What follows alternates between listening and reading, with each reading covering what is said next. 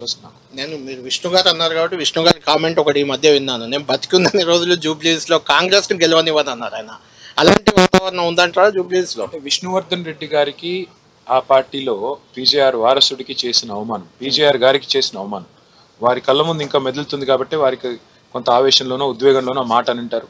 ఒకటి మాత్రం పక్కా బ్రదర్, కాంగ్రెస్ పరిస్థితి ఏంటంటే ఇవాళ ఏ ఒక్క నాయకుడికి కూడా హైదరాబాద్లో పట్టున్న నాయకుడు, ప్రజాభిమానం ఉన్న నాయకుడు ఒక్కరు కూడా లేరు.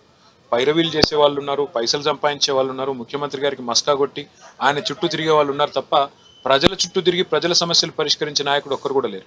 ఇవాళ 14 మంది మంత్రుల్ని ఒక ఆడబిడ్డను ఓడించడానికి ముఖ్యమంత్రి గారు ఇన్ఛార్జ్గా పెట్టినారు. 14 మంది మంత్రులు. నేను అడుగుతా ఉన్నా, ఈ ఒక్క సీటు మీద ఇంత పంతం ఎందుకు ముఖ్యమంత్రికి? ఎందుకంటే ఆయనకు తెలుసు హైదరాబాదులో వాళ్ళకి ఇక్కడ పట్టు లేదు, హైదరాబాదులో కార్యకర్తలు లేరు, హైదరాబాద్ ప్రజలకి మీకు ఓటేయడానికి కారణమే లేదు. అందుకే తిమ్మిని బమ్మిని చేసి దొంగ ఓట్లు రాయించి ఏదైనా చేసి రిగ్గింగ్ చేసి అయినా సరే గెలవాలి, లేదా డబ్బులు పంచైనా సరే గెలవాలని చెప్పి మొత్తం సర్వశక్తులు ఒడ్డి ఎవరన్నా ఉప ఎన్నికల్లో ముఖ్యమంత్రి వారం రోజులు తిరుగుతారండి? కేసీఆర్ గారు ఉన్నప్పుడు 12 ఉప ఎన్నికలు వస్తే ఆయన కొన్నిట్లో అసలు ప్రచారానికే పోలేదు. దుబ్బాకలో, హుజూరాబాద్లో ప్రచారానికే పోలేదు.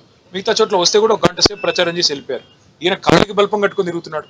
ఒక ఆయన మంత్రి చేసినాడు నిన్ననే ఉప ఎన్నిక కోసం. ఇంకోటి నిన్న మొన్న పాపం యూసుఫ్ గూడాలో ఆ త్యాగరాయ గాన సభలో అప్పుడప్పుడు సన్మానాలు జరుగుతుంటాయి. ఎవరి షాలో వాళ్ళే తెచ్చుకొని, ఎవరి దండ వాళ్ళే తెచ్చుకొని, ఎవరి చప్పట్లు కొట్టేటోళ్ళం కూడా వాళ్ళే తెచ్చుకొని అన్నట్టుగా మొత్తం ఆర్కెస్ట్రేటెడ్ డ్రామా. అంటే ఈ రకంగా ఎంత దిగజారిపోయి ముఖ్యమంత్రి తనలాడుతున్నాడు అంటే, కుల సంఘాల మీటింగ్లు పెడుతున్నారు అంటే, ఇంత దిగజారిపోయి ముఖ్యమంత్రి గారు ప్రవర్తిస్తున్నారంటేనే దాన్ని బట్టి మనం అర్థం చేసుకోవచ్చు కాంగ్రెస్ ఓడిపోతోంది అనే రిపోర్ట్ ఆయనకు కూడా ఉంది. కాబట్టి కొత్తగా మంత్రులు, కొత్తగా పదవులు, కొత్తగా ఈ డ్రామాలు ఇవన్నీ ఇన్ని చేసినా జూబ్లీహిల్స్ లో కాంగ్రెస్ ఓటమి తప్పదు.